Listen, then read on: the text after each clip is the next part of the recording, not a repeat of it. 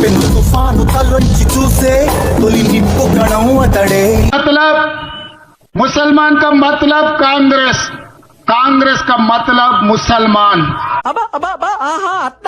ఎంగిలి కూడు కాసపడే కుక్కల చీది నమ్మ బతుకు బురదలో పంది బతుకుంది, నువ్వు బతుకుతున్నావు ఎందుకురా ఎదవన్నారు ఎదవ ఎదవ. ಇದು ಇದು ಆಕ್ಚುಲಿ ಚೆನ್ನಾಗಿರೋ.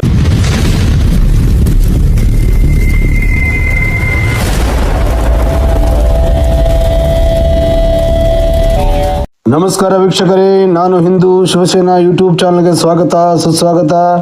ನಾನು ನಿಮ್ಮ ವೆಂಕಟ್. ವೀಕ್ಷಕರೇ, ಇಂದಿನ ವಿಷಯ ದಯವಿಟ್ಟು ಈ ವಿಡಿಯೋವನ್ನು ಪೂರ್ತಿಯಾಗಿ ನೋಡಿ, ಒಳ್ಳೆ ಇನ್ಫಾರ್ಮೇಶನ್ ಇರುತ್ತೆ. ಸೊ ವೀಕ್ಷಕರೇ, ನಮ್ಮ ಭಾರತ ದೇಶ ಋಷಿಮುನಿಗಳ ದೇಶ, ಹೌದು ಅಲ್ವೋ? ನಮ್ಮ ದೇಶ ಗುರು ಶಿಷ್ಯರ ಪರಂಪರೆ ದೇಶ, ನಮ್ಮ ದೇಶ ಗುರುಕುಲ ಪಾಠಶಾಲೆಗಳ ದೇಶ, ಜ್ಞಾನ ಭರಿತ ದೇಶ. ಸೊ ನಮ್ಮ ದೇಶದಲ್ಲಿ ಇಷ್ಟೆಲ್ಲ ಜ್ಞಾನವಿದ್ದು, ಋಷಿಮುನಿಗಳ ಜ್ಞಾನವಿದ್ದು, ವೇದಗಳು, ಪುರಾಣಗಳು, ಉಪನಿಷತ್ತುಗಳು, ಎಷ್ಟೋ ಗ್ರಂಥಗಳಿದ್ದರೆ ನಾವು ಅವನ್ನೆಲ್ಲವನ್ನು ಹಾಳು ಮಾಡಿದ್ದು ಯಾರು? ಈ ಮೊಘಲರು ಬಂದಾಗ, ತುರ್ಕರು ಬಂದು ನಮ್ಮ ದೇಶಕ್ಕೆ ದಾಳಿ ಮಾಡಿ ಇಲ್ಲಿ ಇರ್ತಕ್ಕಂಥ ಜನರನ್ನು ಕತ್ತಿ ತೋರಿಸಿ ಮತಾಂತರ ಮಾಡಿದವ್ರೆ. ನಮ್ಮ ಭಾರತ ದೇಶದಲ್ಲಿ ಇರ್ತಕ್ಕಂಥ ಮುಸಲ್ಮಾನರು ಯಾರೂ ಸ್ವಂತ ಮುಸಲ್ಮಾನರಲ್ಲ, ಅವರೆಲ್ಲರೂ ಒಂದು ಸನಾತನ ಧರ್ಮದವರೇ.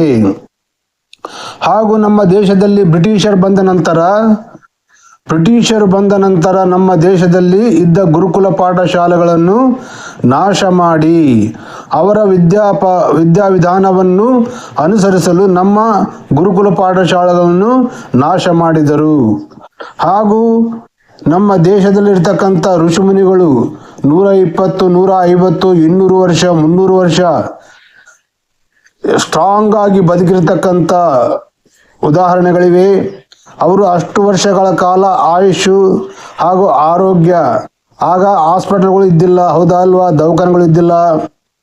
ಅವರು ಆಯುರ್ವೇದಿಕ್ ಶಾಸ್ತ್ರ, ನಮ್ಮ ಋಷಿಮುನಿಗಳು ಎಷ್ಟು ಜ್ಞಾನಿಗಳೆಂದರೆ ಆಯುರ್ವೇದಿಕ್ ಪ್ರತಿಯೊಂದು ಗಿಡ, ಪ್ರತಿಯೊಂದು ಎಲೆ, ಪ್ರತಿಯೊಂದು ಕಾಂಡ ಯಾವುದಕ್ಕೆ ರೋಗಕ್ಕೆ ಬರುತ್ತೆ, ಯಾವ ಸಮಸ್ಯೆ ಬಂದಾಗ ಮನುಷ್ಯನಿಗೆ ಯಾವ ರೀತಿಯಾಗಿ ಅವರು ಕೊಟ್ಟು ಉಪಶಮನ ಮಾಡ್ತಿದ್ರು ಎಂಬುದು ಈಗಿನ ಜನರೇಷನ್ ಎಲ್ಲರೂ ಮರೆತು ಹೋಗಿದ್ದಾರೆ. ಅವರೆಲ್ಲ ಮರೆತು ಹೋಗಿ ಈ ಬ್ರಿಟಿಷರು, ತುರ್ಕರು ಬಂದ ನಂತರ ಅವರ ಪದ್ಧತಿಗಳನ್ನು ಅನುಸರಿಸಿ ಮತ್ತೆ ನಮ್ಮ ದೇಶದ ಸನಾತನ ಧರ್ಮದ ಸಂಸ್ಕೃತಿಯನ್ನು ನಾಶ ಮಾಡಿ ಹೋದರು. ಈ ಬ್ರಿಟಿಷರು ಬಂದ ನಂತರ, ಕ್ರಿಶ್ಚಿಯನ್ ಮತ ಬಂದ ನಂತರ ಬರೀ ಇವರು ಮತ ದೇವರು, ಈ ಮತದಲ್ಲಿರ್ತಕ್ಕಂಥ ಅರಾಜಕತೆಗಳು ಇಷ್ಟು ಅಷ್ಟು ಅಲ್ಲ. ಬ್ರಿಟಿಷರು ಬಂದ ನಂತರ ನಮ್ಮ ದೇಶದಲ್ಲಿ ಎಷ್ಟೋ ಜನರನ್ನು ಕೊಂದಿದ್ದಾರೆ. ಗೋವಾದಲ್ಲಿ ಗೋವಾ ಇನ್ಕ್ವಿಸಿಷನ್ ಅಂತೇಳಿ ಒಂದು ಹೊಡೆದು ನೋಡ್ರಿ, ಗೂಗಲಲ್ಲಿ ಬರುತ್ತೆ. ಎಷ್ಟೋ ಜನ ಹೆಣ್ಮಕ್ಳನ್ನು ಅತ್ಯಾಚಾರ ಮಾಡಿ ಅವರ ಸ್ತನಗಳನ್ನು ಕೊಯ್ದು ಅನೇಕ ವಿಚಿತ್ರವಾದ ಚಿತ್ರಹಿಂಸೆ ಮಾಡಿ ಕೊಂದಿದ್ದಾರೆ. ಅವರು ಒಪ್ಪಿದವರನ್ನು, ಮತಾಂತರ ಆದವರು ಒಪ್ಪಿದವರನ್ನು ಮಾತ್ರ ಪ್ರಾಣವಿಂದ ಬಿಟ್ಟಿದ್ದಾರೆ, ಹಾಗೂ ಒಪ್ಪದವರನ್ನು ರಕ್ತಪಾತ ಮಾಡಿದ್ದಾರೆ. ಈ ಬ್ರಿಟಿಷ್ ಲುಚ್ಚ ನನ್ನ ಮಕ್ಕಳು ಕ್ರಿಶ್ಚಿಯನ್ ಮತ ಎಂಬುದು ಅವರಿಗೆ ಅದೇ ಕಳಿಸುತ್ತೆ. ಹಾಗಾಗಿ ಆಗಿನ ಸಮಯದಲ್ಲಿ ಬರ್ತಾ ಈಗ ನಮ್ಮ ದೇಶದಲ್ಲಿ ರಾಜ್ಯಾಂಗ, ಪೊಲೀಸ್ ವ್ಯವಸ್ಥೆ, ಮಿಲಿಟರಿ ವ್ಯವಸ್ಥೆ ಇವೆಲ್ಲ ಬಂದ ನಂತರ ಈಗ ಅವರು ನಮ್ಮದು ಪ್ರೇಮ ಮತ ಅಂತೇಳಿ ಮತ ಪ್ರಚಾರ ಮಾಡುವುದಕ್ಕೆ ರಾಜ್ಯಾಂಗದಲ್ಲಿ ಅನುಮತಿಯನ್ನು ಪಡ್ಕೊಂಡಿದ್ದಾರೆ. ನೋಡಿ, ನಮ್ಮ ರಾಜ್ಯಾಂಗದಲ್ಲಿ ಯಾರ ಮತ ಆದರೂ ಯಾರು ಪ್ರಚಾರ ಮಾಡ್ಕೊಳ್ಬೋದು ಅಂತ ಹೇಳಿದ್ರಲ್ಲ, ಆಗ ಮಾಡ್ಕೊಳ್ಬೇಕಾದ್ರೆ ಈ ಬ್ರಿಟಿಷರನ್ನು ನಾವು ಓಡಿಸೋ ಅವಶ್ಯಕತೆ ಇದ್ದಿಲ್ಲ, ಮತ್ತು ಮುಸ್ಲಿಮರಿಗೆ ಪಾಕಿಸ್ತಾನ್, ಬಾಂಗ್ಲಾದೇಶ್ ದೇಶ ಮಾಡಿಕೊಡುವ ಅವಶ್ಯಕತೆ ಇದ್ದಿಲ್ಲ, ಹೌದಲ್ವಾ?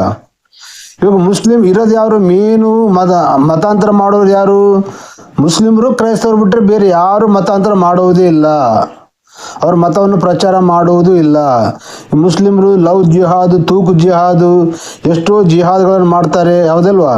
ಈ ಕ್ರಿಶ್ಚಿಯನ್ ಮತಸ್ಥರು ತಮ್ಮ ಮತದ ಬಗ್ಗೆ ಹೇಳಿ, ಪ್ರಲೋಭ ತೋರಿಸಿ, ಆಸೆ ತೋರಿಸಿ, ನಿಮಗೆ ಏನೇ ರೋಗ ಇದ್ದರೂ ಅದು ಕಡಿಮೆ ಆಗುತ್ತೆ ಅಂತೇಳಿ ಸುಳ್ಳು ಹೇಳಿ, ಅವರಿಗೆ ಹಣದ ಆಸೆ ತೋರಿಸಿ ಅನೇಕ ರೀತಿಯಿಂದ ಮತಾಂತರ ಮಾಡಿದ್ದಂಥ ಹಿಂದೂಗಳೇ ಅಲ್ವಾ?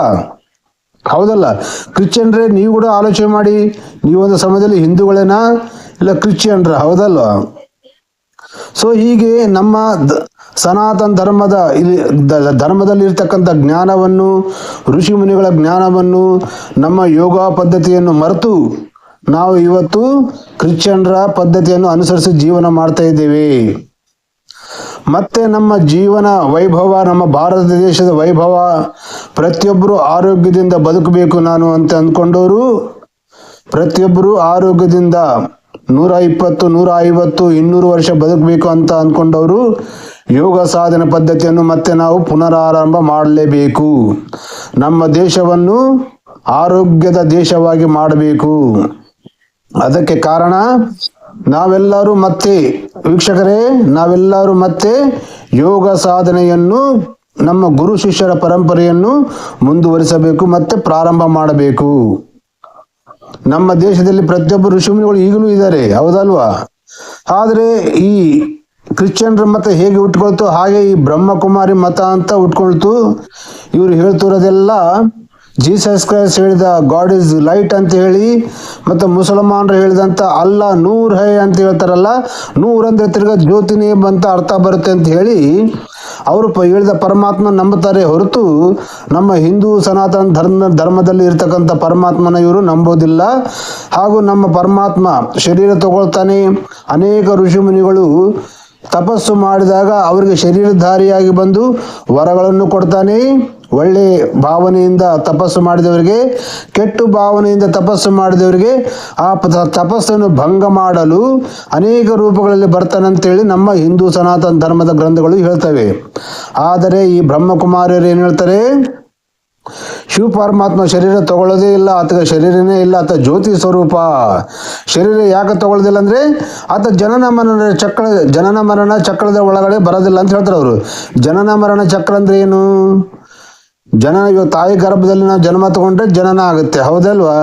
ಇವಾಗ ಪರಮಾತ್ಮ ಅಂದ್ಕೊಂಡ್ರೆ ಆತ ಸರ್ವಶಕ್ತಿಮಾನ್ ಆದ್ರೆ ಡೈರೆಕ್ಟ್ ದೇಹ ತಗೋಬೋದಲ್ಲ. ದೇಹ ತಗೊಂಡ್ರೆ ಅದು ಜನನ ಅಲ್ಲಲ್ಲ, ಆತನ ಇಷ್ಟ ಪ್ರಕಾರ ಮಾಡ್ತಾನೆ. ದೇಹ ತಗೊಳ್ತಾನೆ, ದೇಹ ಬಿಡ್ತಾನೆ, ಹೌದಲ್ವಾ ವೀಕ್ಷಕರೇ? ಇದು ನಮ್ಮ ಹಿಂದೂ ಸನಾತನ ಧರ್ಮದಲ್ಲಿರ್ತಕ್ಕಂಥ ನಂಬಿಕೆ ಹಾಗೂ ಗ್ರಂಥಗಳಲ್ಲಿ ಹೇಳ್ತಿರ್ತಕ್ಕಂಥ ಸತ್ಯ. ಆದರೆ ಅವರು ಇದನ್ನು ನಂಬೋದಿಲ್ಲ. ಈಗ ನಾವೇನು ಶಿವ ಪರಮಾತ್ಮ ಅಂತ ನಂಬ್ತೀವಿ, ಪಾರ್ವತಿ ದೇವಿ ಶಿವ ಪರಮಾತ್ಮನ ಹೆಂಡತಿ ಅಂತ ನಾವು ನಂಬ್ತೀವಿ. ಅವರು ಅದು ಶಿವ ಪರಮಾತ್ಮ ಅಲ್ಲ ಅಂತ ಹೇಳ್ತಾರೆ. ಆತ ಶಂಕರ ಅಂತೆ.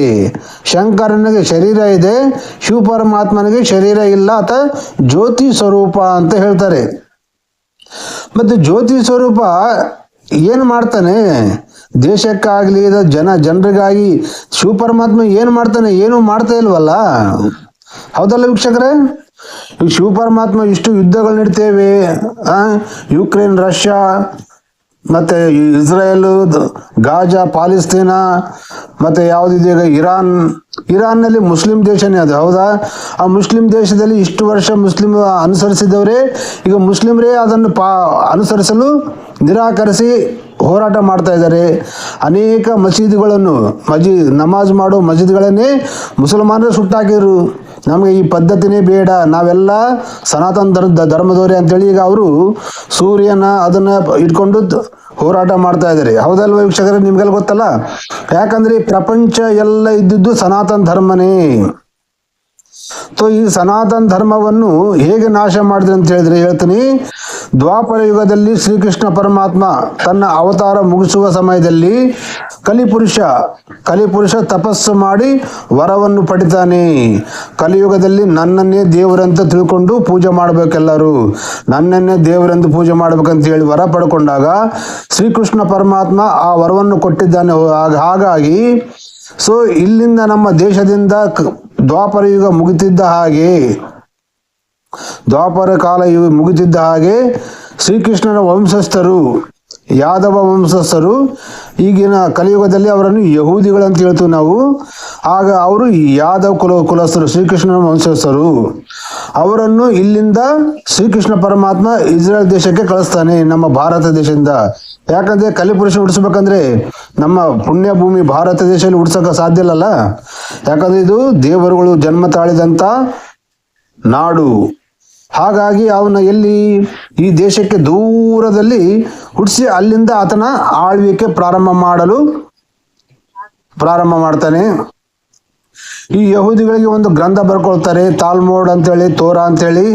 ಅದರಲ್ಲಿ ಯೆಹೋವ ಎಂಬ ಒಂದು ದೇವರನ್ನು ಸೃಷ್ಟಿ ಮಾಡಿ, ಆ ದೇವರಲ್ಲಿ ಆ ಗ್ರಂಥದಲ್ಲಿ ಅನೇಕ ದುಷ್ಕಾರ್ಯಗಳು, ಸನಾತನ ಧರ್ಮದ ಮೇಲೆ ದಾಳಿ ಮಾಡಿ ಅಂತ ಹೇಳಿ ಯಾರ್ಯಾರು ಗುಡಿಗಳಿದ್ದಾವೆ, ವಿಗ್ರಹಗಳಿದ್ದಾವೆ, ವಿಗ್ರಹ ಪೂಜೆ ಮಾಡ್ತಾರೆ, ದೇವರುಗಳ ಪೂಜೆ ಮಾಡ್ತಾರೆ, ಗುಡಿ ಕಟ್ಕೊಂಡಿರ್ತಾರೆ, ಅವ್ರ ಗುಡಿಗಳನ್ನು ಹೊಡೆದಾಕ್ರಿ, ಅವ್ರ ಹೆಣ್ಮಕ್ಳನ್ನು ಕೊಲ್ರಿ, ಅವ್ರ ಗಂಡ್ಮಕ್ಳನ್ನು ಕೊಲ್ರಿ, ಅವರ ಪಶು ಪಕ್ಷಿಗಳನ್ನು ಕೊಲ್ರಿ, ಹಾಗೂ ಮದುವೆ ಆಗದ ಹೆಣ್ಮಕ್ಳನ್ನು ನಿಮಗಾಗಿ ಇಟ್ಕೊಳ್ಳಿ, ನಿಮ್ಮ ಸಂತಾನ ಬೆಳೆಸಲು ಅಂತೇಳಿ ಆಜ್ಞೆ ಕೊಡ್ತಾನೆ. ಯಾರು?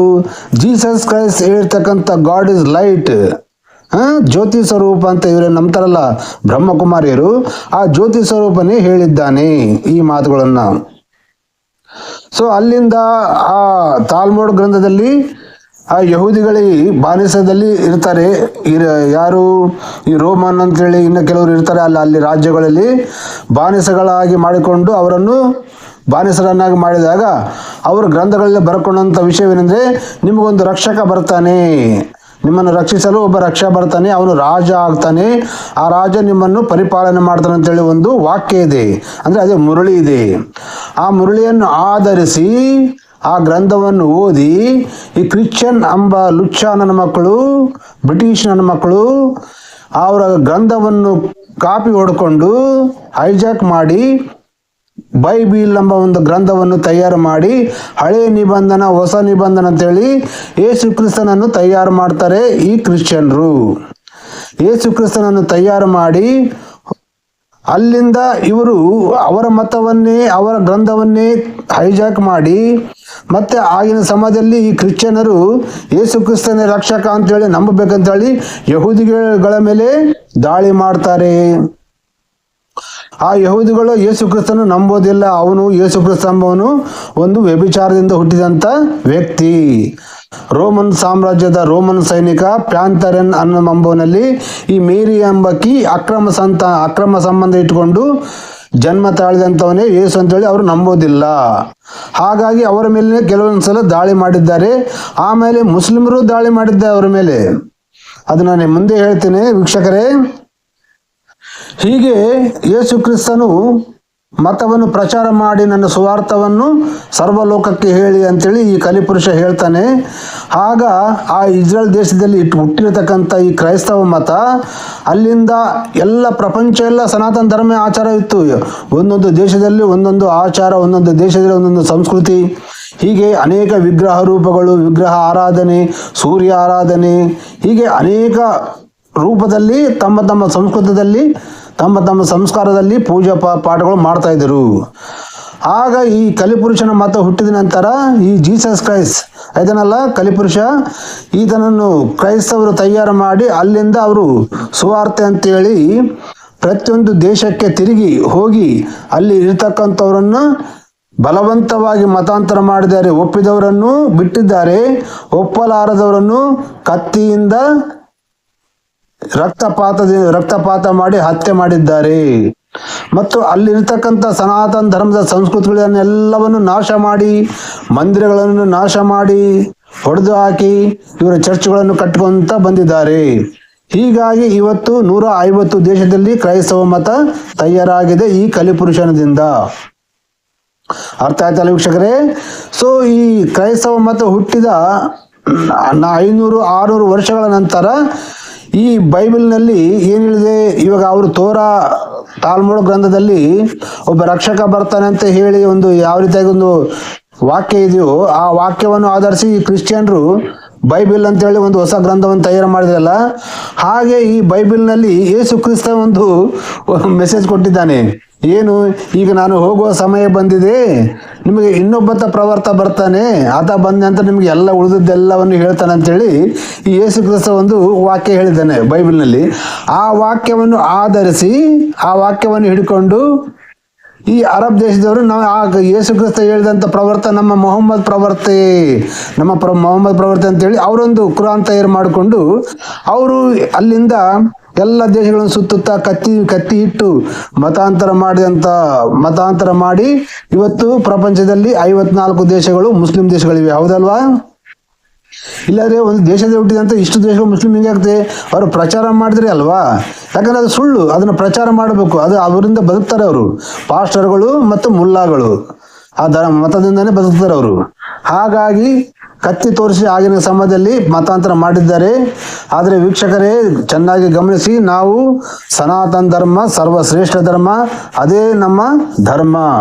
ಆ ಧರ್ಮವನ್ನು ಆಚರಿಸಿದರೆ ನಾವು ನೋಡಿ, ಇವಾಗ ಎಲ್ಲಾ ದೇಶಗಳು ಯುದ್ಧ ಮಾಡ್ತೇವೆ, ಎಲ್ಲಾ ದೇಶಗಳು ಒಬ್ಬರ ಮೇಲೆ ಒಬ್ಬರು ಇದು ಮಾಡ್ತೇವೆ, ಹೌದಲ್ವಾ? ಆದರೆ ನಮ್ಮ ಭಾರತ ದೇಶ ಯಾವತ್ತಾದ್ರೂ ಇನ್ನೊಂದು ದೇಶದ ಮೇಲೆ ದಾಳಿ ಮಾಡಿದೆಯಾ? ಇನ್ನೊಂದು ದೇಶದ ಮೇಲೆ ನಾವು ಅನ್ಯಾಯ ಮಾಡಿದೀವಾ? ಇಲ್ವಲ್ಲ. ಓನ್ಲಿ ಎಲ್ಲ ಈ ಕ್ರಿಶ್ಚಿಯನ್ರು ಮುಸ್ಲಿಮ್ರು ಎಲ್ಲೆಲ್ಲಿ ಇರ್ತಾರೋ ಅಲ್ಲಲ್ಲಿ ಈ ಯುದ್ಧಗಳು ಚಾಲು ಆಗ್ತವೆ. ಯಾಕಂದ್ರೆ ಅವರು ಮತ ಅದೇ ಕಲಿಸ್ತದೆ ಅವರಿಗೆ.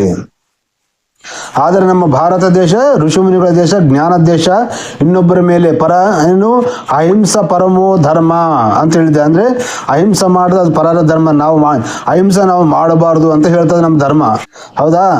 ಆದ್ರೆ ನಮ್ಮ ಮೇಲೆ ಯಾರಾದ್ರೂ ಹಿಂಸೆ ಮಾಡ್ತಾರೋ ಧರ್ಮ ಹಿಂಸಾ ತದೈವಚ ಅಂತ ಹೇಳಿದೆ ಮತ್ತೆ, ಹೌದಲ್ಲ? ಶ್ರೀಕೃಷ್ಣ ಪರಮಾತ್ಮ ಹೇಳಿದ್ದು ಮಾತಿದು. ಅಹಿಂಸಾ ಪರಮೋ ಧರ್ಮ, ಧರ್ಮ ಹಿಂಸ ತದೈವಚ. ಅಂದ್ರೆ ಧರ್ಮಕ್ಕಾಗಿ ಹಿಂಸೆ ಮಾಡೋದು ದೇವರ ಕಾರ್ಯ. ಅಂದ್ರೆ ನಮ್ಮ ಮೇಲೆ ಯಾರು ದಾಳಿ ಮಾಡ್ತಾರೋ ಅವರನ್ನು ಹಿಂಸೆ ಮಾಡಿ ಕೊಲ್ಲುವುದು ನಮ್ಮ ಧರ್ಮ ಅಂತ ಹೇಳಿದೆ. ಹಾಗಾಗಿ ಇವತ್ತು ಪಾಕಿಸ್ತಾನ ಆಯ್ತು, ಬಾಂಗ್ಲಾದೇಶ ನಮ್ಮ ಮೇಲೆ ದಾಳಿ ಮಾಡಿದ್ರೆ ನಾವು ಅವರ ಮೇಲೆ ದಾಳಿ ಮಾಡ್ತೀವಿ ಹೊರತು ನಾವು ಯಾವತ್ತು ಯಾರ ಮೇಲೆ ದಾಳಿ ಮಾಡೋದಿಲ್ಲ, ಹೌದಾ ಅಲ್ವಾ ವೀಕ್ಷಕರೇ? ನಮ್ಮ ದೇಶ ಅಂತ ಸಂಸ್ಕೃತ ದೇಶ, ಅಂತ ಒಳ್ಳೆ ದೇಶ. ಹಾಗಾಗಿ ಇಲ್ಲಿರ್ತಕ್ಕಂಥ ಕ್ರೈಸ್ತವರು ಮುಸಲ್ಮಾನರು ನಿಮ್ಮ ಸ್ವಾರ್ಥಕ್ಕಾಗಿ ಬದುಕದೆ, ಮತ ಹುಚ್ಚಾಗಿ ಬದುಕದೆ, ನೀವೊಂದು ಕಾಲದಲ್ಲಿ ಹಿಂದೂಗಳೇ, ಮತ್ತೆ ನೀವು ಗರ್ವಾಪ್ಸಿಯಾಗಿ ನಮ್ಮ ದೇಶವನ್ನು ಮತ್ತೆ ಸನಾತನ ಇಡೀ ಪ್ರಪಂಚವನ್ನು ಸನಾತನ ಧರ್ಮ ಮಾಡಿದರೆ ಈ ಭೂಲೋಕವೇ ಸ್ವರ್ಗಲೋಕ ಆಗುತ್ತೆ. ಇಲ್ಲ ಆದರೆ ನೋಡಿದ್ರಲ್ಲ ಇವಾಗ ಇರಾನ್, ಗಾಜಾ, ಪಾಲೆಸ್ತೇನಾ, ಇಸ್ರೇಲ್ ಕೈಯಲ್ಲಿ, ಹೌದಾ? ಈಗ ಅಮೇರಿಕಾ, ರಷ್ಯಾ, ಯುಕ್ರೇನ್ ನೋಡಿ, ಇವೆಲ್ಲ ದೇಶಗಳು ಹೊಡೆದಾಡ್ಕೊಂಡು ಸಾಯೋದೇ ಕಲಿಸ್ತದೆ. ಈ ಮತ ಹೊಡೆದಾಡ್ಕೊಂಡು ಸಾಯೋದೇ ಕಲಿಸ್ತದೆ. ನಾವು ಸನಾತನ ಧರ್ಮ ಎಲ್ಲರನ್ನು ಪ್ರೀತಿಸುತ್ತದೆ, ಹೌದಲ್ಲ ವೀಕ್ಷಕರೇ? ಸೊ ವೀಕ್ಷಕರೇ, ಈ ವಿಡಿಯೋದಲ್ಲಿ ನಾನು ಹೇಳ ಬಯಸುವುದೇನೆಂದರೆ, ನಾವೆಲ್ಲರೂ ಮತ್ತೆ ನಮ್ಮ ಪ್ರತಿಯೊಬ್ಬರು ಮಟನ್ ತಿನ್ನೋದು ಬಿಡ್ರಿ, ಮಾಂಸಾಹಾರ ತಿನ್ನೋದು ಬಿಡ್ರಿ. ಹಾಗೂ ಮತ್ತೆ ಪ್ರತಿದಿನ ಬೆಳಿಗ್ಗೆ 4 ಗಂಟೆಗೆ ಎದ್ದೇಳಿ. ಆದಷ್ಟು ರಾತ್ರಿ ಹೆಚ್ಚು ಸಮಯ ಮೊಬೈಲ್ನಲ್ಲಿ ಕಳೆಯದೆ ಪ್ರತಿಯೊಬ್ಬ ಯುವಕರು, ಪ್ರತಿಯೊಬ್ಬ ವಯಸ್ಸಿನವರು, ಹೆಣ್ಣು ಮಕ್ಕಳಾಯ್ತು ಗಂಡು ಮಕ್ಕಳಾಯ್ತು, ದಯವಿಟ್ಟು ರಾತ್ರಿ 10ಕ್ಕೆಲ್ಲ ಮಲಗುವ ಪ್ರಯತ್ನ ಮಾಡಿ. ರಾತ್ರಿ 10ಕ್ಕೆಲ್ಲ ಮಲಗಿದರೆ ನಿಮ್ಮ ಕೈಲಿ ಆದಲ್ಲಿ ರಾತ್ರಿ 3 ಗಂಟೆಗೆ ಬೆಳಗಿನ ಜಾವ 3 ಗಂಟೆಗೆ ಎದ್ದೇಳಿ. 3 ಗಂಟೆ ಆಗಿಲ್ಲ 4 ಗಂಟೆಗೆ ಎದ್ದೇಳಿ. 4 ಗಂಟೆಗೆ ಆಗಿಲ್ಲ 5 ಗಂಟೆಗೆ ಎದ್ದೇಳಿ. 5 ಗಂಟೆಗೆ ಎದ್ದು ಮಲಮೂತ್ರಗಳ ವಿಸರ್ಜನೆಗಳು ಮುಗಿಸ್ಕೊಂಡು ಸ್ನಾನ ಮಾಡುವವರು ಅವಕಾಶ ಇದ್ರೆ ಸ್ನಾನ ಮಾಡಿ ಯೋಗ ಸಾಧನೆ ಮಾಡಿ. ಈಗ ಯೋಗಾಸನಗಳಲ್ಲಿ ನಮಗೆ ಯೂಟ್ಯೂಬ್ನಲ್ಲಿ ಹೊಡೆದ್ರೆ ಈ ಪ್ರತಿಯೊಂದು ಸಿಗುತ್ತೆ, ಹೌದಾ? ಯೋಗಾಸನಗಳಂದ್ರೆ ಪ್ರತಿಯೊಂದು ಸಿಗುತ್ತೆ. ಆ ಯೋಗಾಸನ ಪ್ರಾರಂಭ ಮಾಡಿ, ಹಾಗೂ ಒಂದು ಅರ್ಧ ತಾಸು ಯೋಗಾಸನಗಳು ಮಾಡಿ ಮೊದಲ ಬಾರಿಗೆ. ಆ ನಂತರ ಒಂದು 10 ನಿಮಿಷ 15 ನಿಮಿಷ ಧ್ಯಾನ ಮಾಡಿ, ಪರಮಾತ್ಮನ ಧ್ಯಾನ ಮಾಡಿ. ಈ ಬ್ರಹ್ಮಕುಮಾರಿ ನಂಬಿ ಅಲ್ಲಿ ಹೋಗಿ ಪರಮಾತ್ಮನ ನಂಬಿಡ್ರಿ. ಅವರೆಲ್ಲ ನಿಮ್ಮಲ್ಲಿ ಹಣ ವಸೂಲು ಮಾಡಿಕೊಂಡು ಅವರು ದೊಡ್ಡ ದೊಡ್ಡ ಆಸ್ತಿಗಳು, ಆಶ್ರಮಗಳು, ಬ್ಯಾಂಕ್ ಬ್ಯಾಲೆನ್ಸ್ಗಳು ಮಾಡ್ಕೊಳ್ತಾರೆ. ಅಲ್ಲಿ ಹೋಗಿ ನಿಮಗೆ ಮೋಸ ಹೋಗಬೇಡಿ. ಮತ್ತೆ ನಿಮ್ಮ ಸಂಬಂಧಗಳನ್ನು ಕೆಡಿಸ್ಕೊಳ್ಳಬೇಡಿ. ಗಂಡ ಹೆಂಡತಿ, ಅಣ್ಣ ತಂಗಿ ಅಂತ ಹೇಳ್ಬೇಕಂತ ಹೇಳ್ತಾರೆ. ಇವರೆಲ್ಲ ಒಂದು ಹುಚ್ಚು ಟೈಪ್ ಮತ್ತು ಬ್ರಹ್ಮಕುಮಾರ್ಯರ ಎಲ್ಲ ಅವರು ತಮ್ಮ ಜೀವನ ಹಾಳು ಮಾಡಿಕೊಂಡು ಹಿಂದೂಗಳ ಜೀವನಗಳನ್ನು ಹಾಳು ಮಾಡ್ತಾರೆ ಹೊರತು ಅವರು ಉದ್ಧಾರ ಮಾಡೋದಿಲ್ಲ. ಅವರೆಲ್ಲ ಒಂಥರ ಮಾನಸಿಕ ರೋಗಿಗಳಾಗಿರ್ತಾರೆ. ಹಾಗಾಗಿ ವೀಕ್ಷಕರೇ, ನಾವು ಧ್ಯಾನ ಮಾಡೋಣ. ಅವ್ರು ಹೇಳೋದು ಧ್ಯಾನದ ಬಗ್ಗೆ, ಪರಮಾತ್ಮನ ಬಗ್ಗೆ, ಹೌದಿಲ್ಲ? ಕಾಲಚಕ್ರದ ಬಗ್ಗೆ ಹೇಳ್ತಾರೆ, ಅವ್ರು ಹೇಳೋದೆಲ್ಲ ಸುಳ್ಳು. ಏನು ವೀಕ್ಷಕರೇ, ಅದನ್ನ ನಂಬಬೇಡಿ. ನಾವೇನು ಮಾಡಬೇಕು? ರಾತ್ರಿ ಆದಷ್ಟು 10 ಗಂಟೆಗೆಲ್ಲ ಮಲ್ಕೊಳ್ಳೋದು, ಬೆಳಗಿನ ಜಾವ ಬೇಗ ಎದ್ದು ಒಂದು ಅರ್ಧ ತಾಸು ಯೋಗಾಸನಗಳು, ಒಂದು 10 ನಿಮಿಷ 15 ನಿಮಿಷ ಧ್ಯಾನ ಅಂದ್ರೇನು? ನಮ್ಮ 2 ಕಣ್ಣುಗಳ ಮಧ್ಯೆ ಹಣೆ ಇರುತ್ತಲ್ಲ, ನಾವು ಕುಂಕುಮ ಇಡ್ತೀವಲ್ಲ, ಆ ಕುಂಕುಮ ಇರುವ ಸ್ಥಾನದಲ್ಲಿ ಧ್ಯಾನ ಬಿಟ್ಟು ಪರಮಾತ್ಮನ ಬಗ್ಗೆ ಧ್ಯಾನ ಮಾಡಿ. ಒಂದು 10 ನಿಮಿಷ 15 ನಿಮಿಷ, ನಿಮ್ಗೆ ಎಷ್ಟು ವರ್ಷ ಆಗುತ್ತೆ, ನಿಮಗೆ ಎಷ್ಟು ಸಮಯ ಆಗುತ್ತೆ ಅಷ್ಟು. ಇಲ್ಲ ದೇವಾಲಯಗಳಿಗೆ ಹೋಗಿ ಅಲ್ಲಿ ಧ್ಯಾನ ಮಾಡಿ. ಬ್ರಹ್ಮಕುಮಾರ ಆಶ್ರಮಕ್ಕೆ ಮಾತ್ರ ಹೋಗಬೇಡಿ. ಹೋದ್ರೆ ಮಾತ್ರ ನಿಮ್ಮ ಜೀವನ ಸರ್ವನಾಶ. ಸೊ ಹಾಗಾಗಿ ವೀಕ್ಷಕರೇ, ನಮ್ಮ ಸನಾತನ ಧರ್ಮವನ್ನು ಮತ್ತೆ ನಾವು ನಮ್ಮ ದೇಶದಲ್ಲಿ ಮುಸ್ಲಿಮರಾಯಿತು, ಕ್ರಿಶ್ಚಿಯನ್ರಾಯಿತು ಪುನರಾರಂಭ ಮಾಡಿದರೆ ನಮ್ಮ ದೇಶ ಋಷಿಮುನಿಗಳ ದೇಶ ಆಗುತ್ತೆ. ಪ್ರತಿಯೊಬ್ಬರು 120, 150, 100, 200 ವರ್ಷಗಳವರೆಗೆ ತಮ್ಮ ಜೀವನವನ್ನು ಯಥಾಸ್ಥಿತವಾಗಿ ನಡೆಸಬಹುದು. ಮತ್ತು ತಮ್ಮ ಕೆಲಸಗಳನ್ನು ತಾವೇ ಮಾಡಿಕೊಳ್ಳುವಂಥ ಒಂದು ಶಕ್ತಿ ಬರುತ್ತೆ ಯೋಗ ಸಾಧನೆಯಿಂದ, ಪ್ರಾಣಾಯಾಮದಿಂದ. ಹಾಗೂ 10-15 ನಿಮಿಷ ಧ್ಯಾನ ಮಾಡಿದ ನಂತರ ಮತ್ತೊಂದು 10-15 ನಿಮಿಷ ಪ್ರಾಣಾಯಾಮ ಮಾಡಿ, ಕುಂಭಕ ಪ್ರಾಣಾಯಾಮ ಅಂದರೆ ಬಲಮೂಗು ಮುಚ್ಚಿ ಎಡಮೂಗಿನಿಂದ ಒಳಗೆ ಉಸಿರು ಎಷ್ಟಾಗುತ್ತೆ ಅಷ್ಟು ತಗೊಂಡು, ಮತ್ತೆ ಎಡಮೂಗನ್ನು ಮುಚ್ಚಿ ನಿಮ್ಮ ಕೈಲಿ ಎಷ್ಟಾಗುತ್ತೆ ಅಷ್ಟು ಒಳಗಡೆ ಕುಂಬಿಸಿ ಉಸಿರು ಹಿಡ್ಕೊಂಡು ಮತ್ತೆ ನಿಧಾನವಾಗಿ ಬಲಮೂಗಿನಿಂದ ಬಿಡಬೇಕು. ಮತ್ತೆ ಬಲಮೂಗಿನಿಂದ ತಗೋಬೇಕು, ಎಡಮೂಗು ಮುಚ್ಚಿ ಬಲಮೂಗಿನಿಂದ ಒಳಗ ಉಸಿರು ತಗೊಂಡು ಮತ್ತೆ ಬಲಮೂಗು ಮುಚ್ಚಿ ನಿಮ್ಮ ಕೈಲಿ ಎಷ್ಟೊತ್ತಾಗುತ್ತೋ ಅಷ್ಟೊತ್ತು ಒಳಗೆ ಉಸಿರನ್ನು ಹಿಡಿದು ಆಮೇಲೆ ಮತ್ತೆ ಎಡಮೂಗಿನಿಂದ ಬಿಡುವುದು. ಇದು ಕುಂಭಕ ಪ್ರಾಣಾಯಾಮ ಅಂತ ಹೇಳ್ತಾರೆ. ವೀಕ್ಷಕರೇ, ಮತ್ತೆ ಮುಂದಿನ ವಿಡಿಯೋಗಳಲ್ಲಿ ನಾನು ಯೋಗದ ಬಗ್ಗೆ ವಿವರವಾಗಿ ಒಂದು ವಿಡಿಯೋ ಮಾಡಿ ಹೇಳ್ತೇನೆ. ಆ ರೀತಿಯಾಗಿ ನೀವು ಸಾಧನೆ ಮಾಡಿ ಈ ಮಾಂಸಾಹಾರವನ್ನು ಬಿಟ್ಟುಬಿಡಿ. ರಾತ್ರಿ ಊಟ ಮಾಡಬೇಡಿ. ಬೆಳಿಗ್ಗೆ ನೀವು ಒಂದು ಕಪ್ಪು ಹಾಲು ಕುಡಿರಿ ಅಥವಾ ಏನಾದ್ರು ಚಾಯ್ ಕುಡಿಯೋದು ಬಿಡ್ರಿ. ಚಾಯ್ ಕುಡಿಯೋದಕ್ಕೆ ಹೋಗ್ಬೇಡ್ರಿ. ಮತ್ತೇನಂದ್ರೆ ಬೆಳಗಿನ ಜಾವ ಒಂದು ಟೈಮ್ ಊಟ ಮಾಡಿದ್ರ, ಸೊ ಮಧ್ಯಾಹ್ನ ಅಥವಾ ಸಾಯಂಕಾಲ 4 ಗಂಟೆಗೆಲ್ಲ ಪ್ರತಿಯೊಬ್ಬರು ಪ್ರತಿದಿನ 2 ಒಪ್ಪತ್ತು ಊಟ ಮಾಡಿ.